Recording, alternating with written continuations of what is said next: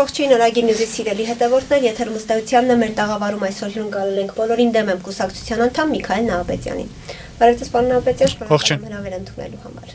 Շնորհակալություն։ Պարոն Նահապետյան, դուք քաղաքականության մեջ ձեր առաջին քայլերն արեցիք քաղաքացու որոշումը կուսակցության հետ եւ հենց այս կուսակցության ցուցակով մասնակցեցիք 2018 եւ 2021 թվականի ընտրություններին, ինչու հետագայում դուրս եկաք այդ ուժից եւ միացաք հենց բոլորին դեմ եմին։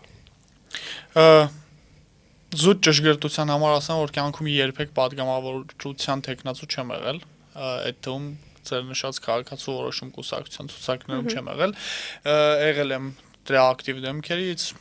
խոսել եմ, գործել եմ այդ կուսակցության անունից, բայց պատգամավորի տեխնացու չեմ եղել։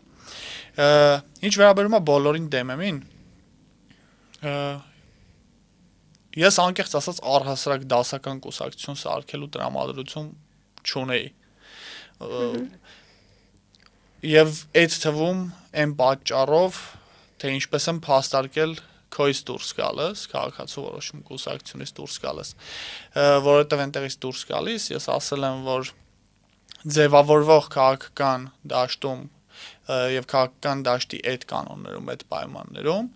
դասական կուսակցական կյանքը ավարտված է, կուսակցությունը անիմաստ եւ պայքարին չօգնող անարդյունավետ գործիք է դարձել։ Եվ հետեւաբար դասական կուսակցություն ստեղծելու տրամադրություն առհասարակ չունեի։ Հարցը այն է, որ բոլորին դեմ եմին մենք ուրիշ կողմից եկանք։ Մենք ուզեցինք վերականգնել մարդկանց բոլորին դեմ քվեարկելու հնարավորությունը ընտրություններում, եւ քանի որ դա անելու այլ ճանապարհ չկար,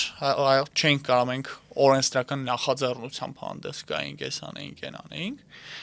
ինչ որ ձև պետքա դա տեխնիկապես կազմակերպվեր, եւ մենք զուտ ձևականորեն ստեղծեցինք բոլորին դեմ եմ ինքնալուծարվող կուսակցությունը, որը մի քանի ամսից կփակենք, բարեհաջող աշխատանքը ավարտելուց հետո, այդ մեր ուզած փոփոխություններն անելուց հետո, բոլորին դեմ եմ ինքնալուծարվող կուսակցությունը կլուծարենք ու հայկական քաղաքական դաշտում էլ նման կուսակցական ֆենոմեն չի լինի։ Եվ իր այդ խիստ տեխնիկական, խիստ ձևական ու նպատակի ծառայող բնույթն է, որ ինձ համոզել է, որ լավ դե կարելի է ինչ որ ձև թաթախվել նորից կուսակցություն ստեղծելու պատմության մեջ։ Իսկ ստեղ շատ ավելի կարևոր ու խորն են խնդիրները, թե ինչի անիմաստ դարձել կուսակցությունը որպես քաղաքական երևույթ ու բոլորի մոտ ասենք Հայաստանի ֆավորիտ ուժերը շարժում են որպես հանդես գալիս, տենց բոլորը ինչ որ ամաչում են կուսակցություն լինեն եւ այլն, դրա պատճառը քաղաքական դաշտի կանոններն են։ Ոնց է ձևավորվում կուսակցությունը, ոնց է ֆինանսավորվում կուսակցությունը, ինչ է նշանակում լինել ընդդիմադիր կուսակցություն, ինչ լծակներ ունի ընդդիմադիր կուսակցությունը բացի ծեծ ուտելու սրբազան իրավունքից։ Այսինքն հարցեր կա, որը անիմաստ է դարձնում Հայաստանում դասական քաղաքական գործունեությունը եւ իմաստալից է դարձնում հեղափոխությունը։ Բայց հեղափոխությունը լավ բան չի, որ 5 տարին մեկ հեղափոխություն անես։ Ըստ այդմ մենք կանգնում ենք մի հատ բարդ խնդրի առաջ որպես հասարակություն, բա ոնց ենք կազմակերպելու մեր կյանքը ու փոխենք իշխանություններին, եթե կուսակցություններն ու ընտրական կանոնները չեն աշխատում, իսկ հեղափոխությունները օգտակար չեն։ Այս դրա համար բոլորին դեմ ենք սարքել, որպեսզի քաղաքական դաշտի մեջ մի քիչ ավել պատասխանատվություն, հետևականություն ու տենց բաներ ավելացնենք։ Ու քաղաքացիների ձեռնել դուբին կատանք, որ քաղաքական ուժերին կարողանան պատժեն։ Բոլորին դեմը հայտարարում է, որ ուզում է 100 օրյա իշխանություն ստեղծա, խոստանալով մի շարք փոփոխություններ իրականացնել եւ ինքնական հրաժարվել իշխանությունից։ Որքանով ձեզ ընտրող քաղաքացիները, ձեզ քվե տվող քաղաքացիները կարող են վստահ լինել, որ ընտրվելուց իշխանության գալուց հետո դուք չեք շեղվի այս օրակարգից եւ կամավոր կհեռանաք, քանի որ բոլորս կարծում եմ հիշում ենք Նիկոլ Փաշինյանն էլ ժամանակին հայտարարում էր, երբ որ կորցնի ժողովրդի վստահություն, ինքը կհրաժարվի ու կհեռանա իշխանությունից։ Հարցը այն է, որ որևէ առողջ բանականության մարդ չի կարող, չէ՞ մտածի, որ մենք հեսա հունիսի 7-ին 65% քվե ենք ստանալու։ Այս կամ այն կերպ, այն ինչ մենք ուզում ենք անենք, դա լինելու է փոքրամասնության կառավարություն։ փոքրամասնության կառավարությունը մի դեպքում կարա գոյատևի այս աշխարհի երեսին, եթե ունի հանրային աջակցություն ու եթե հավատարիմ է իր օրակարգին։ Այդ որ համ փոքրամասնության կառավարությունը լնես, համ քո ընտրողներին խափես, համ ուրիշների ընտրողներին խափես, այդ կառավարությունը երկար կյանք sense տենես չի կարող ունենա։ Շատ էլ մենք ասենք, չգիտեմ, պնդենք, ասենք բան, երկիրը օրհասական վիճակում է, մենք հասկացանք, որ 100-ի փոխարեն 1100 օր է պետք մնալ։ Քաղաքական հենարան պետք է ունենաս, որ կարողանաս երկար մնաս։ Իսկ եւ մենք դուրս ենք եկել ամբողջ քաղաքական համակարգի դեմ։ Մենք չէ, բայց իրանք մեզ թշնամի են ընկալում, բոլորը ընդդիմությունն էլ, իշխանությունն էլ։ Այդ թշնամական միջավայրում, եթե մի հատ էլ պետքա մենք մեր սոցիալական հենարանին, մեր ժողովրդին, քաղաքացիներին խափենք, այդում հույսով ենք մտնում այդ վտանգավոր խաղի մեջ։ Հետաբար միամիտ պետք է էլի լինես, որ մտածես, որ բանը կարաս գաս, այդտեղ խափես, մնաս, սենց ասեմ,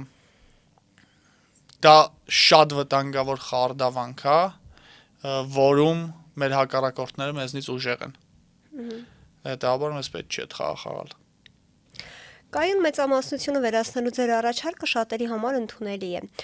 Արդյոք Հայաստանում դրանից հետո կառավարման ճգնաժամ չի ստեղծվի, երբ օրինակ որևէ ուժի չհաջողվի մեծամասնություն ձևավորվել, իսկ կոալիցիոն կառավարություն ձևավորել շուրջ բանակցությունները չհաջողվեն։ Փաստացի մեծ է ռիսկը, որ կարող ենք անընդհատ շարունակաբար արտահերթ ընտրությունների այս շրջափուլի մեջ ընկնենք, իսկ Հայաստանն իրեն նման,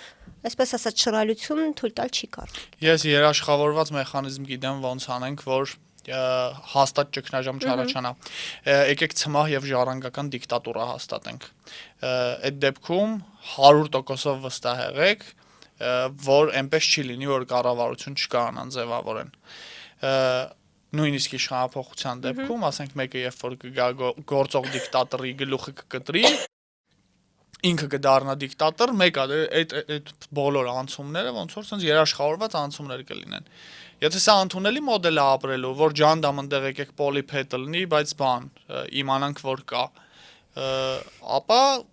կան այդպիսի ապրելակերպի քաղաքական առաջարկանող քաղաքական ուժերն է։ Նիկոլ Փաշինյանը ասում է, ես չլինեմ, կլինի պատերազմ։ Ովքեր որ համակրում են այդ մեթոդը, որ ախպեր ինչ ուզում ալնի, կարևորը ստաբիլ լինի, ընտրություն ունեն։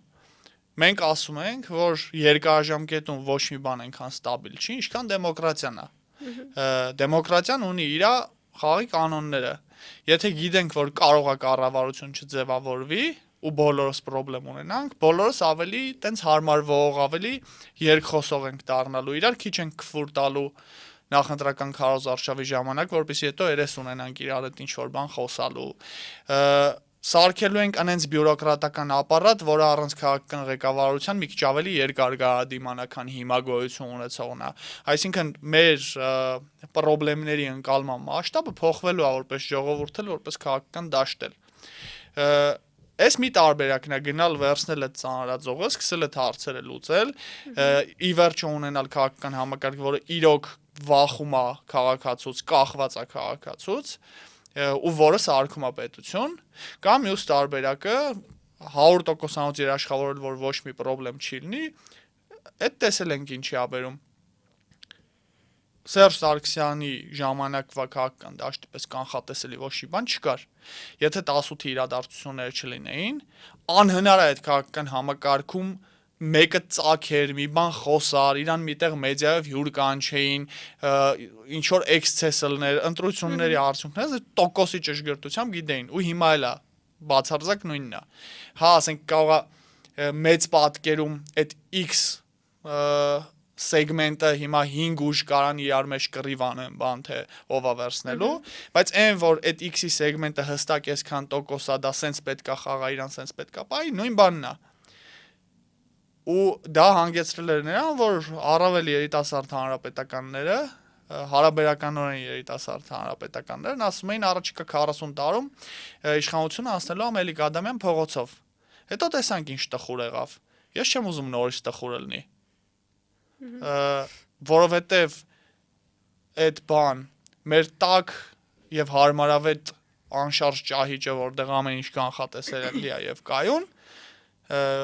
մի օր այս հենց հալնում ու շատ անհամ բաներ ա ջրի երես դուրս գալի։ Պետք է մեզ, երևի թե չէ։ Պարոն Նահապետյան, դուք ասում եք, որ ձեր ծրագրի շուրջ պատրաստ եք կոալիցիա կազմել, այդ թվում քաղաքացիական պայմանագրի հետ։ Արդյոք սա նշանակում է, որ այդ կոալիցիայի վարչապետի տեխնացուն Նիկոլ Փաշինյանը կարող է լինել, եթե վերջինս ձեր ծրագրային բոլոր կետերին համաձայնվի,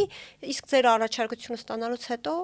հրաժարվի դրանք կատարել։ Եկեք ճշգրտեմ էլի, ես չեմ ասում, իմ մասնակցությամբ հարցազրույցի վերնագիրը հանրային ռադիոն այդպես է դնում, որովհետև քաղաքականության մեջ, այդ կոնֆիգուրացիայի մեջ շատ նուրբ տարբերություններ կա։ Այդ հարցազրույցում իմ ասացի իմաստը եղել է հետևյալը, որ մենք ցանկացած քաղաքական ուժի պատկանող падգամավորների քվեներով պատրաստ ենք մեր ծրագիրը,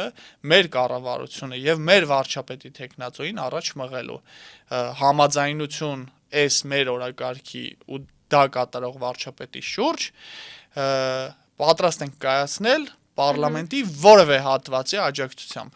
Այս համաձայնեք էապես տարբերվող բան է, քան ինչ գրած էր այդ նյութի վերնագրում։ Այսինքն ձեր խոսքը մի փոքր այլ ուղղությամբ են տարել, ուզում եք ասել։ Ես այդտեղ միտումի մասին պնդում չեմ ուզում անեմ, որովհետև քաղաքական տեսության տեսանկյունից այն ինչ ես ասում եմ, դա եւս կոալիցիա է, բայց ինքը կոնկրետ պայմաններով կոալիցիա է։ Մենք տեսնում ենք, որ այս գործող իշխանությունը վայելում է արտաքին դերակատարների աջակցությունը։ Նախ ԱՄՆ փոխնախագահ Վենսը Հայաստան այցի ժամանակ բացահայտ ասաց, որ ընտրություններում աջակցում է Նիկոլ Փաշինյանին, Հակոբ Ֆիդանի հայտարարությունը ԵՄ-ից ինչ-որ խմբեր են գալիս Հայաստան։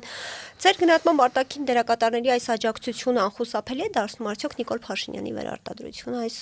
հունիսի 7-ի ընտրություններում։ Անխուսափելի ոչ մի բան չկա, եթե քեզ նույնիսկ կերել են, դու երկու ելք հաստատ ունես, էլի։ Հարցը այն է, իսկ ինչ կարանք անենք այդ ուղղությամբ։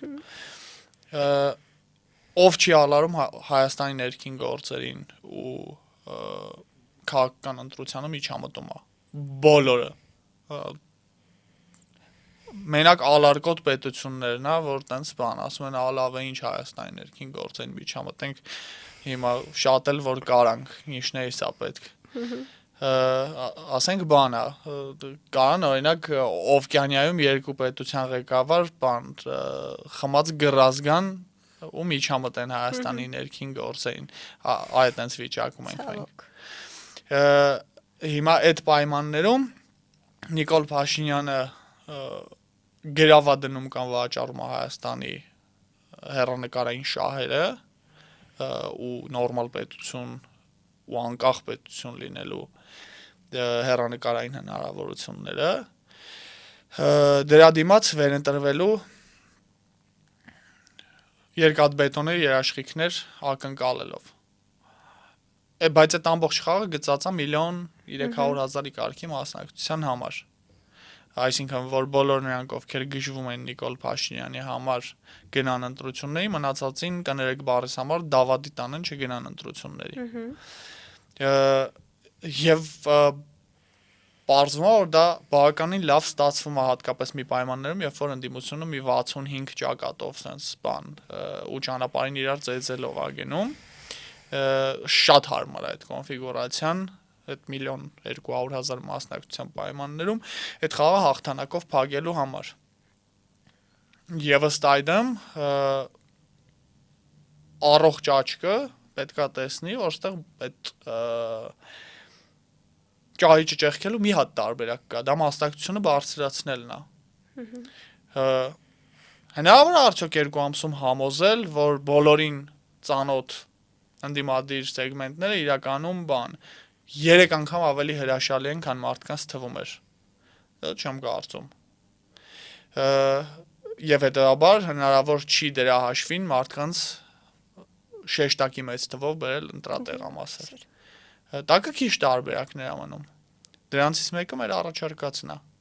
Եկեք քվեարկեք բոլորին դեմ եմ, եթե չեք ուզում քվեարկել ինչ-որ մեկին, եկեք քվեարկեք բոլորին դեմ եմ ու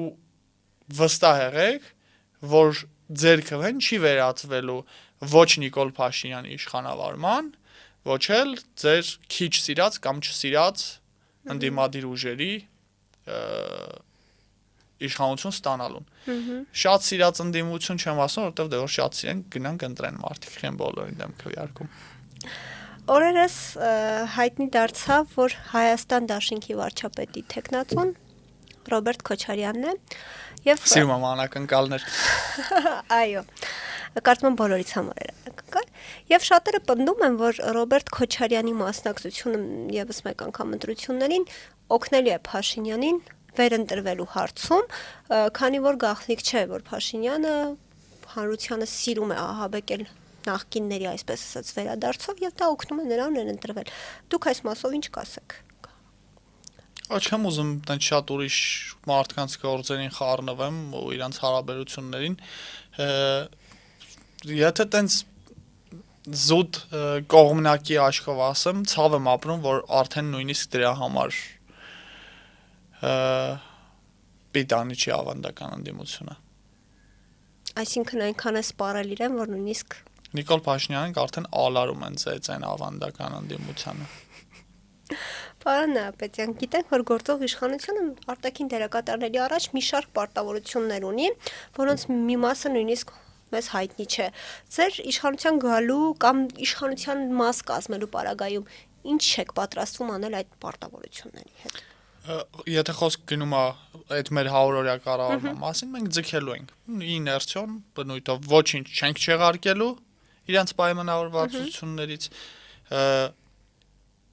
եւ փորձելու ենք որևէ վճռորոշ ու զգայուն հարցով այդ 100 օրում նաեւ վերջնական որոշումներ չկայացնել, ձգելու ենք ուղիղ, པարզ ասում եմ կլինի լեգիտիմ կառավարություն, ձգելու ենք եւ ձգելու ընթացքում նաեւ քաղաքական ուժերին ու քաղաքացիներին պատմելու ենք, թե ինչ հարցեր կան, որպեսզի հաջորդ արդեն հնգամյա կառավարություն ընտրելիս մարդիկ ազնվորեն իմանան, թե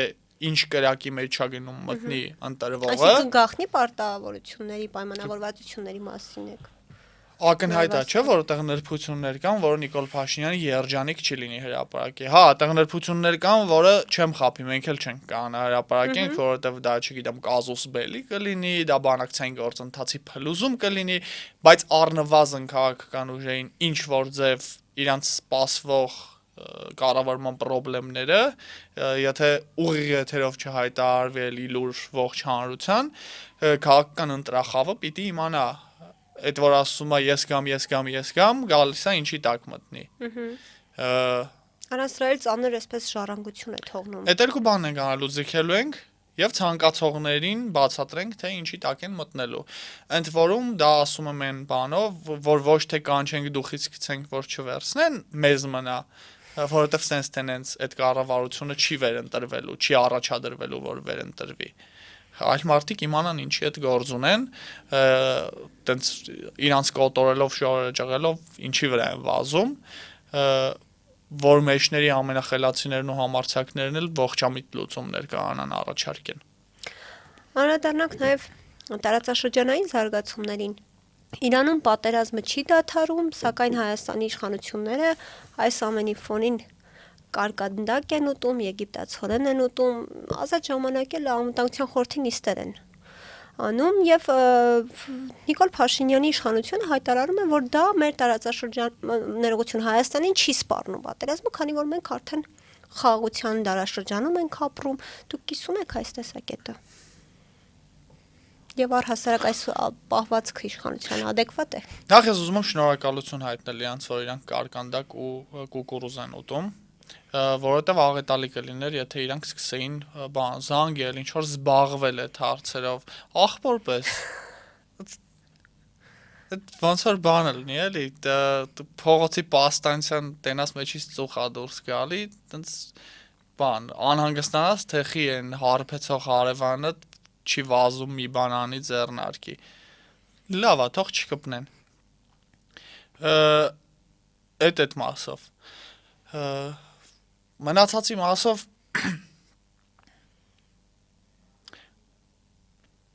չեմ հավատում, որ իրանք տենց անմեղ սունակ են, որ մտածեն դա մեզ չի սպառնում։ Ես կարծում եմ դա քարոզչական բան է։ Նարատիվ է։ Որովհետև չի կարա աշխարհակարգի ձևավորման ուղղված process-ը որևէ երկրի աշխարհի 30 գոյություն ունեցող մոտ 240-ից չվերաբերվի։ Չի կարա ինչ-որ մի բան, որը վերաբերում է Ամերիկայի ու Չինաստանի հարաբերություններին, քեզ չվերաբերվի, դու այդքան չկաս, որ դա քեզ չվերաբերվի։ Իսկ եթե դա քեզ չի վերաբերվում, դա մի բան կարող նշանակի, որ եկող տարի դու էլ չես լնելու։ Մենակ այդ դեպքում կարող դա քեզ չվերաբերվի, երբ որ դու գիտես, որ տես նոր աշխարհում էլ դու չես լնելու, հետեւաբար ինչ կապ ունի ինչա կատարվում, եթե մեկը մենք մեռնում ենք։ Քանի որ ես չեմ կարծում, որ մենք եկող տարի չենք լնելու։ Մեր բոլոր ռիսկերով ու վտանգներով հանդերձ։ Ապա ես վստահ եմ, որ դա մեզ վերաբերվում է։ Այսինքն Նիկոլ Փաշինյանը առաջկա ընտրությունների Շեմին Հարությանը էլի այսպես ասած խաղաղությունը հրամցնելով հարմար։ Սրբույի Գալյանը արդարադատության հայտարարեց վերջերս, որ նոր սահմանադրության տեքստը պատրաստ է։ Սակայն մեր լրատվամիջոցի հետ զրույցում Սահմանադրական բարեփոխումների հանձնաժողովի անդամներից մեկը նշեց, որ տեքստին ամբողջովին ծանոթ չի, որտեղ հանձնաժողովում ամբողջությամբ այն չի քննարկվել։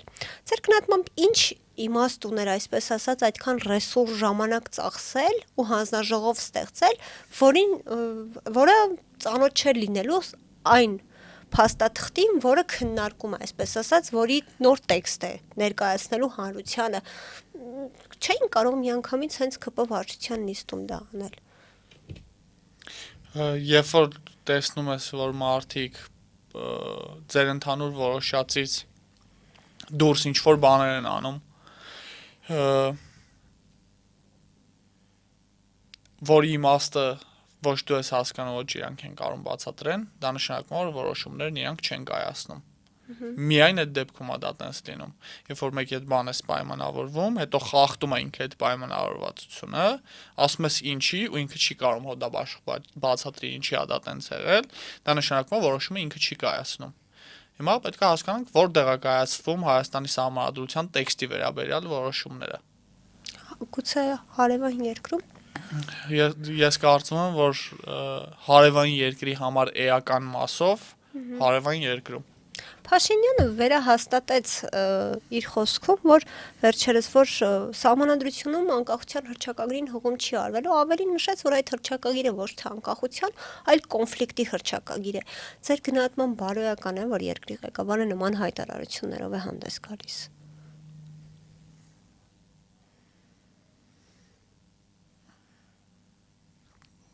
Չգիտեմ ինչ պատասխանեմ, իմ համար 2020 թվից հետո շատ բան կա, որ բարոյական չի, այդ թվում են հանգամանքը, որ ինքը երկրի ղեկավար է։ Դրա համար չունեմ պատասխան։ Այդ մարդը պարբերաբար մեզ, մեր արժանապատվությանը, մեր ինքնությանը տենց քուանշա հայտարարում, ամեն անգամ ինքը ասում է, տենց խոսալու բան չկա, էլի, այդտեղ պոլեմիկայի բան չկա։ Հիմա կամ կարող ենք այդ մարդուն ինչ-որ հակառակ բան հիմնավոր ցույց տանք, որ հասկանա, որ տենց չի կարելի, կամ ինչ խոսամ, ես էլ գնամ ասեմ, բան, չէ, դա կոնֆլիկտի հռչակագիր չի, իմաստը ինքը կարող է չգիտի, որ սուտ է խոսում։ Ինքը նրա համար չի ասում, որ այդ բանավեճում ճշմարտությունը պարզվի։ Իշխանականները պնդում են, որ իրենք այս ընտրություններում ավելի շատ ձայն են ստանալու, քան 2021-ին ու հղում են անում մի շարք ինչ-որ հարցումների։ Ձեր կարծիքով, ինչու պիտի հանրությունը գնա եւ հունիսի 7-ին ձայն տա քաղաքացիական պայմանագրին։ Արդյոք արդարացված է նրանց այս վստահությունը։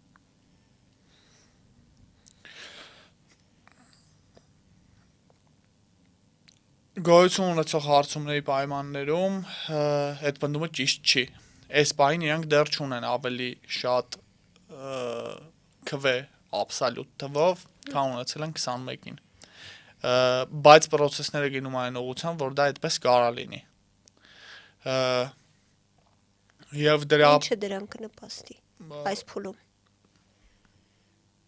Այն վերջի մի տարում տեղի ունեցած լիքը քարոզչական նշանակություն ունեցած իրադարձությունները մի կողմից,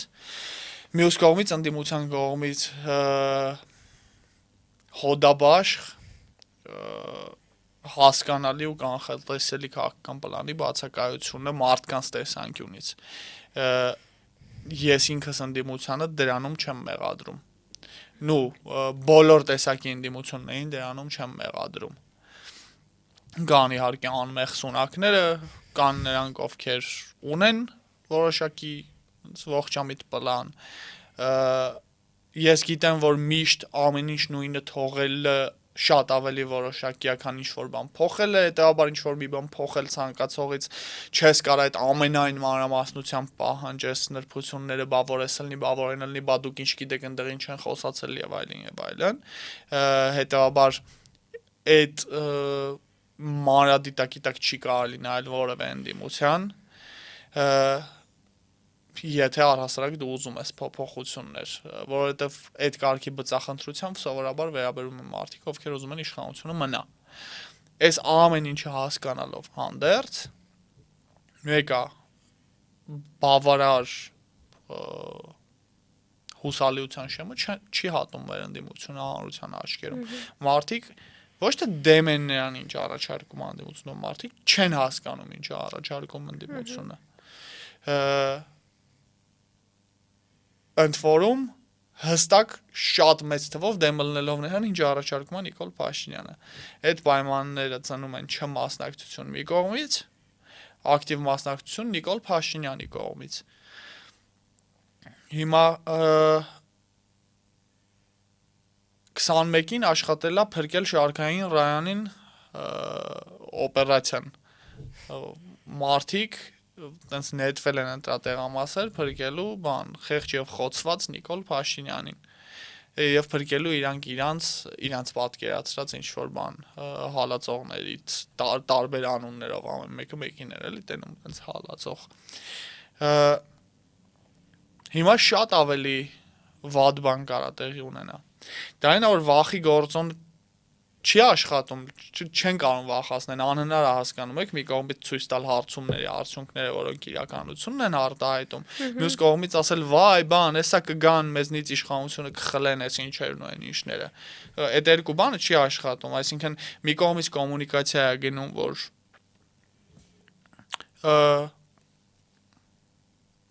այսով են բան, вообще շանս չունեն,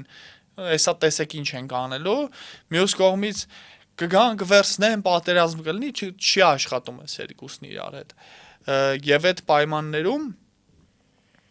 կարող շատ վատ բան տեղի ունենա։ Մարդիկ, որոնց մոտ վախել չի աշխատում, ոնց որ աշխատել է 21-ին։ Ես տենում եմ, որ արդեն կան հանրային զանգվածներ, ովքեր կլանային մղումներից ելնելով են գնում քվեարկելու։ Այս ընտրությունները բնույթով ամենանմանն են 2017 թվի ընտրություններին։ Իսկ ես 2017-ի ընտրություններին պարզապես ընտրող չեմ եղել, էլի։ Տեխնացու չեմ եղել, բայց պարզապես ընտրող չեմ եղել։ Ես այդ ընտրությունները բավականին խորը ներսից տենում էի ինչա կատարվում։ Եվ այս ընտրությունները նման է 17-ի ընտրություններին։ Մենակ փող չեմ բաժանում հələ։ Դեռ։ Անկեղծ ասած 17-ին փող բաժանելու կարիք չկար, եթե ուզում եք իմանաք։ Դա ինչ որ բան էր, իներցիա էր, ավանդույթ բան, sense կոռուպցիոն համակարգի բարի ավանդույթ, որ լավ, դե ամոթ այս միջոցառումը կազմակերպել ենք, այն մարդկանց կանչում բերում ենք ընտրության, փոխտանք գոնե ուրախանան։ Էդի ոնց որ նոր տարուն համերգ կազմակերպես, երեխեքին բան, կոնֆետներով տոպրակ չբաժանես։ Այ այդ բնույթներ ստացել այդ կոռուպցիոն հարաբերությունների մեջ ընտրակաշառքը։ Բուն տեխնիկական առումով հարց չէր լուծում ընտրակաշառքը, մարդիկ փողի համար չէին քվեարկում 2017-ին։ Ես դա բազմաթիվ դեպքերով, օրինակներով ու ինդիկատորներով եմ տեսել, մարդիկ փողի համար չէին քվեարկում, որովհետև փող բաժանողը ու փող վերցնողը շատ հաճախ գիտեին, որ փող վերցնողը չի քվեարկել։ Այն մարդու օգտին ում անունից փող է վերցրել։ Հետևաբար այդ ամբողջ բան Սոդոմ Գոմորյան ծեսը նրա մասին չէր, որ փողի դիմաց են ընտրում։ Մարդիկ հարաբերություններ էին ձևավորել կլանային ու շահագրգռված էին, որ հարաբերությունները պահպանվի։ Հիմա նույնն է տեղի ունենում։ Պարոն Պետյան, Ազգային ժողովը տևական ժամանակ է օրենք է ընդունել Եվրամիությանն անդամակցելու մասով նախագիծ եւ Կայա Կալասը հայտարարեց, որ հայտ չի ներկայացնում Հայաստանը ԵՄ-ին անդամակցելու։ Նիկոլ Փաշինյանն էլ վերջերս Լեհաստանում հայտարարեց, որ Հայաստանը օրակարգ չունի ռուսական ռազմաբազան Հայաստանի տարածքից հեռացնելու մասով։ Իհարկե հակասությունները Նիկոլ Փաշինյանի գործունեության ընթացքում շատ են, բայց ինչով է պայմանավորված այս հակասությունը։ ԵՄ-ի հետ հարաբերությունները իբրև թե լավացնում, ԵՄ-ից խմբեր են գալիս Հայաստան, ԵՄ-ին ուզում են անդամակցել, բայց հայտ չներկայացնում, ռուսական ռազմաբազան չեն ուզում հեռացնել։ Ինչի մասին այս ամբողջը վկայում։ Բանա ամրոցում փակված արքայադստրիկի մասին հեքիաթներ կան, որ սենց ինչ-որ բան սադրում է, որ ինչքան հնարավոր է շատ մարդ գնա բանդևի հետ կռիվանի, կոտորի իր համար։ Այս խաղն է ինքը փորձում խաղարկի ոչ մեկի վերջնականապես չասելով, ոչ մեկի վերջնականապես հաչասելու, որը այս փոփոխությունների շրջանում, որ փխրուն շրջանա կարող է աշխատի, բայց 4 մնացորդեն ալնելու, որ Հայաստանը վերջում բարեկամներ առհասարակ չի ունենալու։ Ընդ որում ես այդտեղ չեմ խոսում նրա մասին, որ պետք է ընտրել արևմուտքի եւ արևելքի միջև։ Հարցը ընտրելը չի ու հարցը ինչի, որ մենք մեկի հետ պետք է կուր բարեկամություն կազմենք եւ մնացածի հետ պարզապես բան գործընկերություն անենք։ Հարցը այն է, որ չի կարելի խաբել մարդկանց։ Ոչ մեկ չպետք է ունենա ընկալումներ եւ սպասումներ այնպիսի բանի, որը տեղի չի ունենալու։ Այս պրոբլեմն է, որ ասում եմ կարող է վերջում Հայաստանը առհասարակ բարեկամներ չունենա։ Այսքանը դրա մասին։ Նիկոլ Փաշինյանը մի քանի անգամ այսպես ասած հաստատեց, խոստովանեց, որ Ցեղասպանության թանգարան ինստիտուտի տնօրենին ինքն է այսպես ասած հորդորել, որ ազատման դիմում գրի, ինչ թե համարձակվել է ԱՄՆ փոխնախագահ Վենսին Արցախի պատմության մասին գիրք նվիրել։ Սակայն 2019-ին հենց այս նույն Նիկոլ Փաշինյանը Արցախը Հայաստան է եւ վերջս ամպագոր այս հայտարարությունից հետո ինքը բղավում էր Ստեփանակերտում, հիշում ենք։ 2 ամիս անց ինքն էր Վլադիմիր Պուտինին նվիրել Խաղաղություն Ղարաբաղին աշխատությունը Վլադիմիր Կազիմիրովի եւ քանի որ Գզոյանի քայլը նա համարում էր սադրիչ։ Հիմա խաղաղության ենք գնում, Արցախի հարցն ենք փակում, կոնֆլիկտի չենք տանում եւ դա կարող էր պետության դեմ ինչ-որ սադրիչ քայլեր լինել։ Չի ստացվում, որ ինքն էլ այդ քայլով 2020-ի 44 օրյան սադրեց։ Եթե Արցախի մասին գիրք նվիրելը ինչ-որ կարող է տանել պատերազմի սադրիչ քայլ համարվել։ Արցախի մասին գիրք նվիրելը չի կարող պատերազմի սադրիչ քայլ լինի։ Այլ հարց է, որ երկու իրողություն չպիտի գոյություն ունենա Հայաստանում։ Երբ որ Նիկոլ Փաշինյանը փորձում է խմբագրել մեր ինքնությունը, չի կարող նորմալ լինի, որ համ մենք բան գիրք ենք նվիրում, համ ասում ենք, որ Արցախյան շարժումն ավարտվել է։ Ես այդտեղ նույնիսկ չեմ կարծում, թե խնդիրը Ադրբեջանի պահանջ կամ ակնկալիքն է այդ գիրքի մասով։ Ես կարծում եմ անձամբ Նիկոլ Փաշինյանը ինքն է նախանձախնդիր է հարցում, որ որևէ նման բան տեղի չունենա, որովհետև եթե տեսեք այն ամենից հետո ինչ արել է Նիկոլ Փաշինյանը, կամ պետք է հայ ժողովուրդը գոյություն չունենա այնպեսին ինչպեսին եղել է, կամ Նիկոլ Փաշինյան քաղաքական երևույթը գոյություն չի ունենալու։ Սա զրո ելքով խաղ է։ Ստեղից մի հոգի է ոնց որ հաղթած դուրս գալու։ Նիկոլ Փաշինյանը հստակ որոշում ունի մինչև իշխանությունը թողելը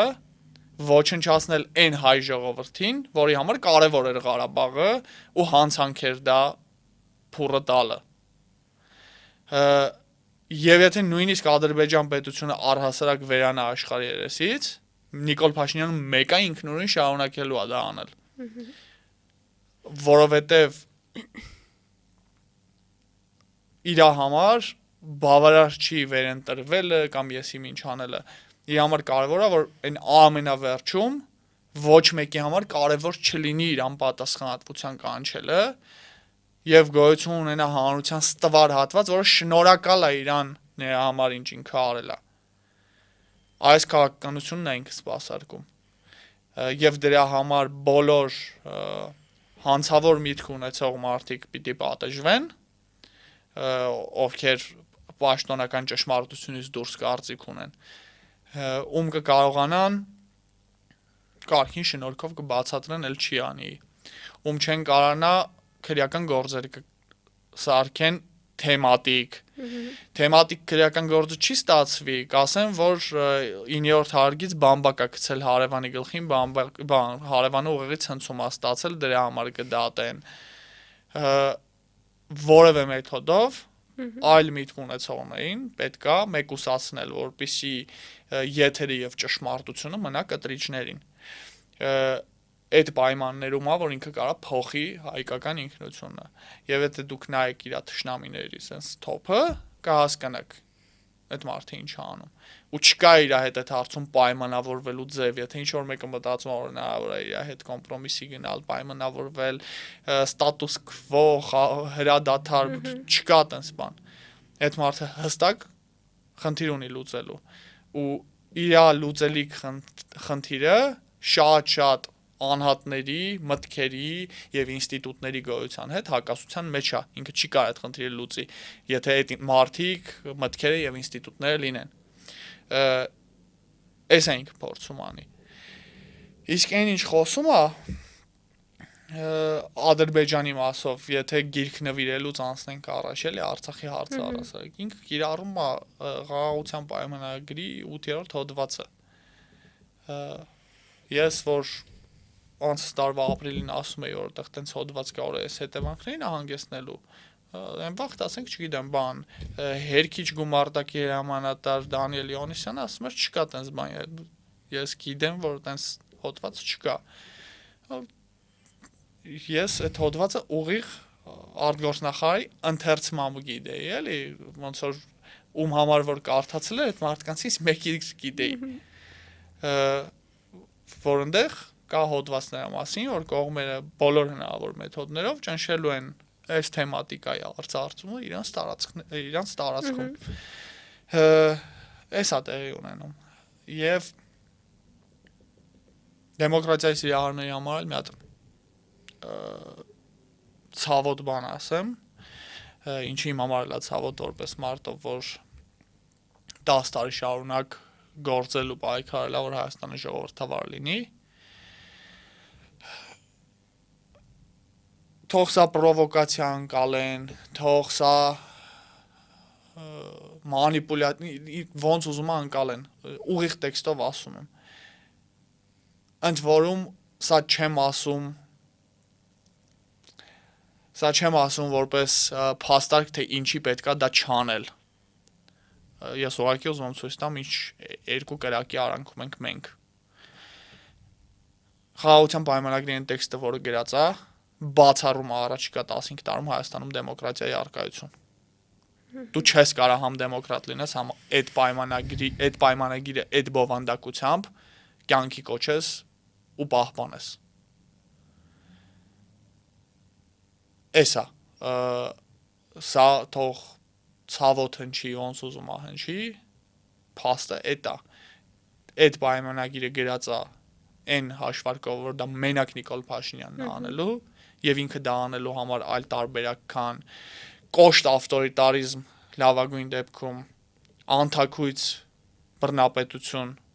վատագույն դեպքում այլ տարբերակ չունի։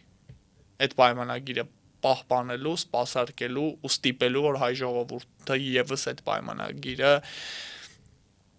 պահպանի։ Բայց ինչ եք կարծում կստորագրվի վերջ այդ պայմանագիրը։ Խոչընդոտ չեմ տեսնում այդ պայմանագրի ստորագրման, եթե Նիկոլ Փաշինյանը վերընտրվի։ Ինչու է ձգձգում Ադրբեջանը այդքան։ Մարդը պահանջների խնդիրն է։ Հա, մարդը կոնկրետ ասում է, ընդ որում շատ ցավալի բան է։ Ես օրինակ ուշ հասկացա, որ դա այդպես է։ Մարդկայնորեն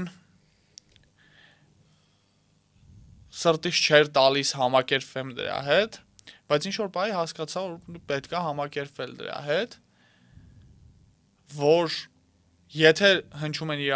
իրարամերժ հայտարարություններ Հայաստանից եւ Բաքվից,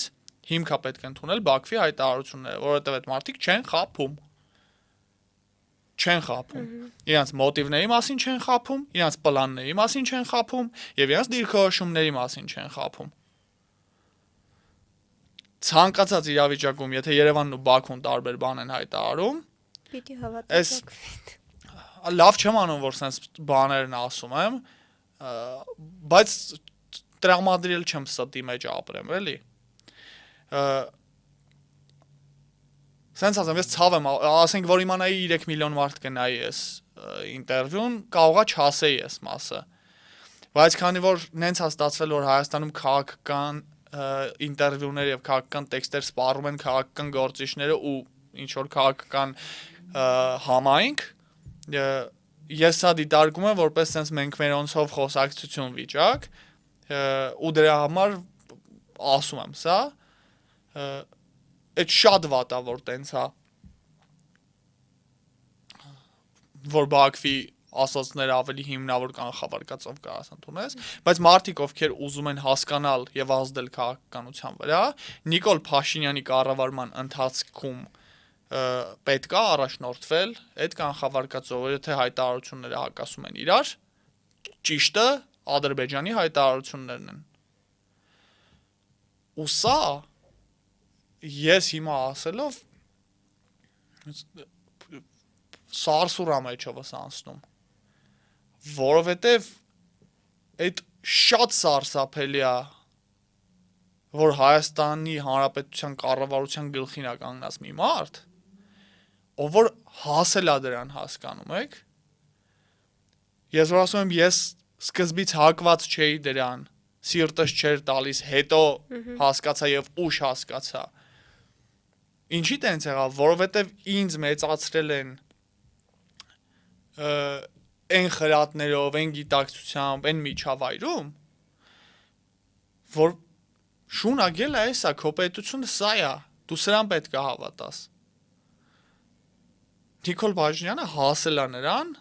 որ Հայաստանի Հանրապետության պաշտոնական դիրքորոշմանը հավատալը ամոթ լինի, որ դու միշտ իմանաս, որ եթե դու հենվել ես Հայաստանի Հանրապետության դիրքորոշման վրա,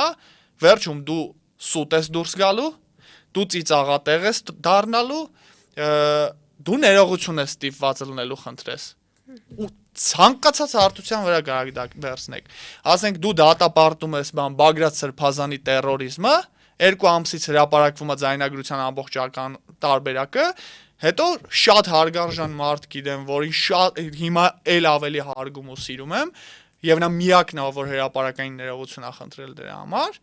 մարդ ստիպված ալնում, լուրջ մարդ է, ասենք, ստիպված ալնում ներողություն խնդրի, որ հավատացել է Հայաստանի Հանրապետության պետական կառավարման մարմիններին, ու չի մտածել, որ կարող է մոնտաժ անեն, դնեն, կտրտեն, իրանց ուզած տարբերակը ստանան այդ զապիսի։ Դա վերաբերում է, ասենք, բան, տուժեր տուգանքներին, ակտ են վեր էդ գրում, ասում ես, դե հա պետությունն է օրենք, բան, տանեմ մուծեմ, տանում մուծում ես, անցնում է 2 ամիս, բան են անում, ասում են, դե ով որ չի մուծել, իրանը ջրում ենք, ով էլ մուծել է շնորհակալություն, էլի հասկանում ես, որ պետք չի Հայաստանի Հանրապետության ոչ մի ասացի լուրջ վերաբերվել, ոչ սպառնալիքին, ոչ երաշխիքին, ոչ խոստմանը, ոչ հայտարարությանը, այ դրան է հասել էս մարդը իր կառավարման ընթացքում, որ պետական պաշտոնական ինֆորմացիային պետք է վերաբերվել ստի կանխավարկածով։ Հայաստանում սուտը դրած է ինդուստրիալ ռելսերի վրա, Հայաստանում գործում է ստի զավոդ, որի արտադրական լենտայի այդ կանվերնի լենտայի վրա հստակ թողունակության քանակով, արտադրողականության ցուցանիշներով, պլանային տնտեսությամբ սուտ է դրած։ Կոնկրետ քանակ է, էլի թողարկվում, ով թերակատարում է ստի նորման, բան են անում, փոխում են։ Ու սա ողբերգություն է։ Ու ողբերգություն է այն, որ դա այնքան նորմալ է դառել,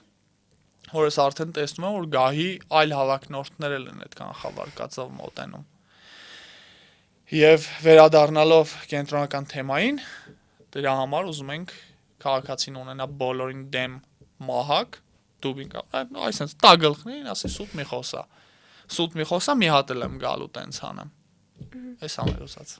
Շնորհակալ եմ, պարոն Նահապետյան։